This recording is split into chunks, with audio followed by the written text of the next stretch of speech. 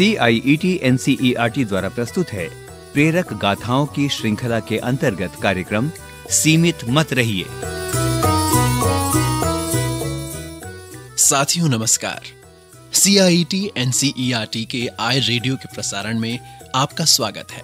नमस्कार साथियों, बहुत बहुत स्वागत है आपका। तो आइए अब चलते हैं प्रेरक कथाओं की श्रृंखला की अगली कड़ी में। आज हम आपको एक बहुत ही खूबसूरत कहानी बताने जा रहे हैं और हमें आशा ही नहीं लेकिन पूरा विश्वास है कि आपको ये कहानी जरूर पसंद आएगी। कहानी का शीर्षक है सीमित मत रहिए। तो आइए साथियों, सबसे पहले पूछिए एक पहेली। जरा ये बताइए कि दुनिया का ऐसा कौन सा देश है जो 2 महादेशों में पड़ता है? सोचिए, जरा बताइए तो। अच्छा चलिए, हम ही बता देते हैं। यदि आपने रूस देश का नाम सोचा है तो बिल्कुल सही सोचा है। जी हाँ, वो देश है रूस। ये एशिया और यूरोप दोनों महादेशों में पड़ता है। और हाँ, आपको हम ये भी बता दें कि क्षेत्रफल की दृष्टि से ये दुनिया का सबसे बड़ा देश है। इसकी राजधानी है मॉस्को, जिसे रूसी भाषा में मस्कवा कहते हैं। और यहाँ की मुद्रा है रूबल। तो हाँ साथियों, जो कहानी हम आपको बताने जा रहे हैं वो कहानी है रूस की। तो मित्रों, हम बात कर रहे थे रूस देश की एक कहानी की। जैसा कि आपने सुना कि वहां बहुत जंगल हैं। एक बार उन जंगलों में आग लग गई।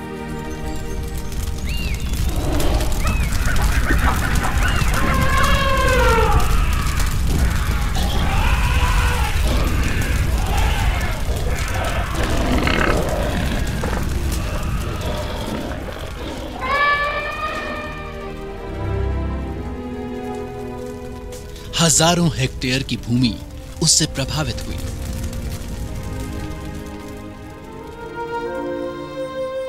पेड़ पौधे तो जले ही, बहुत से पशु पक्षी भी इस विकराल आग की वजह से जलकर मर गए।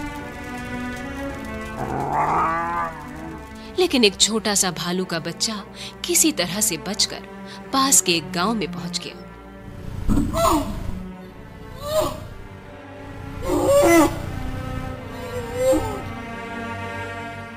वो भूखा था और घायल भी। एक किसान ने जब उसे देखा तो उसे बड़ी दया आई। वो उसे अपने घर ले गया।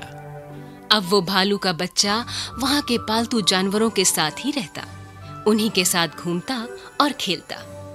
वो उन्हीं में घुल मिल गया और जैसा दूसरे घरेलू पशु व्यवहार करते वैसा ही वो भी व्यवहार करने लगा। लेकिन पूरे गांव में वो एक कौतूहल का विषय तो था ही। लोग उसे देखने के लिए उत्सुक रहते थे, खास तौर से बच्चे। धीरे धीरे ये बात आसपास के इलाकों में भी फैलने लगी और लोग बड़ी संख्या में उस भालू को देखने आने लगे।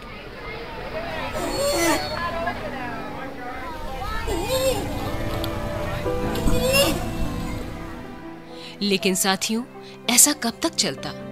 जैसे जैसे वो भालू का बच्चा बड़ा होने लगा, उसकी हिंसक प्रवृत्ति दिखाई देने लगी।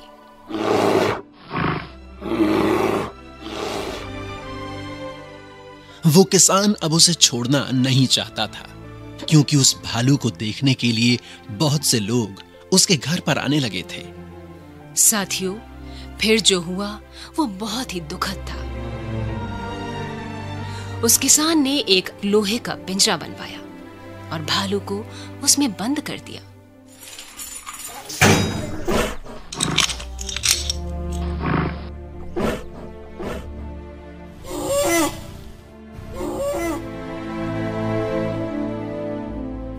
साथियों, अब वही पिंजरा उस भालू की दुनिया हो गया। वो उसी में घूमता और आगे पीछे होता रहता था।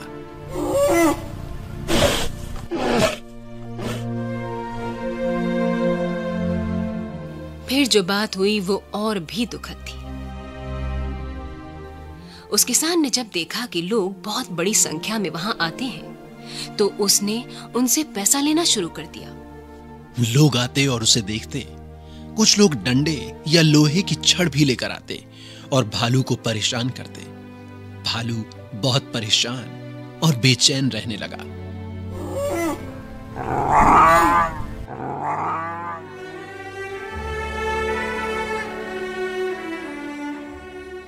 दोस्तों, जरा सोचिए, क्या उस किसान ने ये जो काम कुछ पैसों की खातिर किया, क्या वो ठीक था? क्या पशुओं के साथ ऐसा व्यवहार ठीक है? क्या उन्हें स्वतंत्र होकर अपने पर्यावरण में रहने का अधिकार नहीं है? ये सोचने की बात है। जब आप किसी चिड़ियाघर में घूमने जाते हैं तो पशुओं के प्रति हमारा क्या रवैया रहता है? ये बात धीरे धीरे वन विभाग तक पहुंची। पर्यावरण और वन विभाग के कर्मचारी आए और वे उस भालू को ले गए। वो उसे एक बहुत बड़े जंगल में ले गए। उसका पिंजरा खोल दिया गया और उसे आजाद कर दिया गया।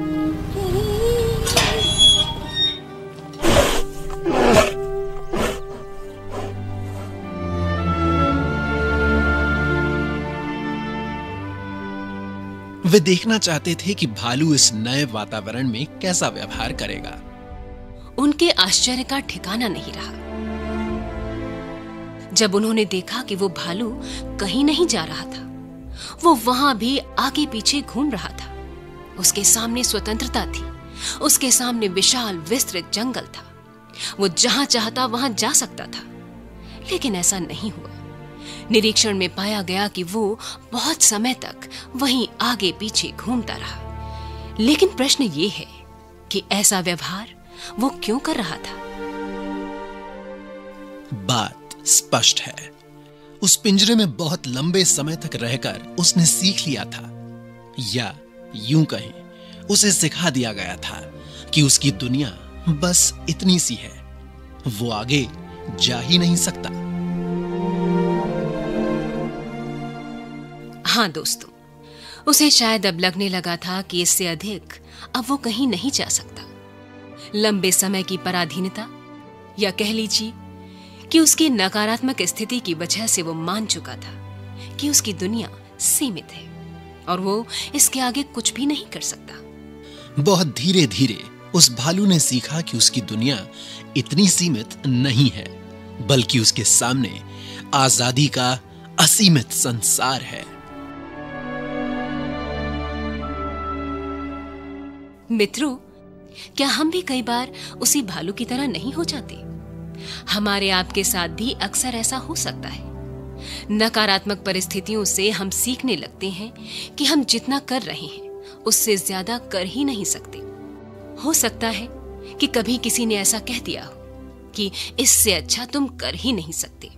लेकिन मित्र, कोई कुछ भी कहे, कोई चाहे आपको बार बार याद दिलाता रहे कि आपसे कुछ नहीं होगा, आप स्वयं को याद दिलाइए कि आप में बहुत सी असीमित क्षमताएं मौजूद हैं और आप बहुत अच्छा कर सकते हैं। तो विश्वास रखिए कि आप जितना कर रहे हैं उससे और भी बहुत अच्छा कर सकते हैं। और हाँ, याद रखिए कि आपको अपनी तुलना किसी और से नहीं करनी है।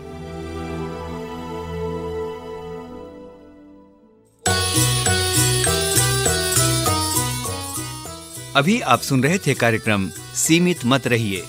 कार्यक्रम समन्वय डॉक्टर राजेश कुमार निमेश, वाचन स्वर शालिनी सिंह और वैभव श्रीवास्तव, तकनीकी निर्देशन बटी लैंगलिंगडो, ध्वन्यांकन मयंक कुमार, निर्माण सहयोग जगबंधु जाना, आलेख अजीत होरो, निर्देशन तथा निर्माण वंदना अरिमर्दन तथा प्रस्तुति CIET NCERT नई दिल्ली, भारत।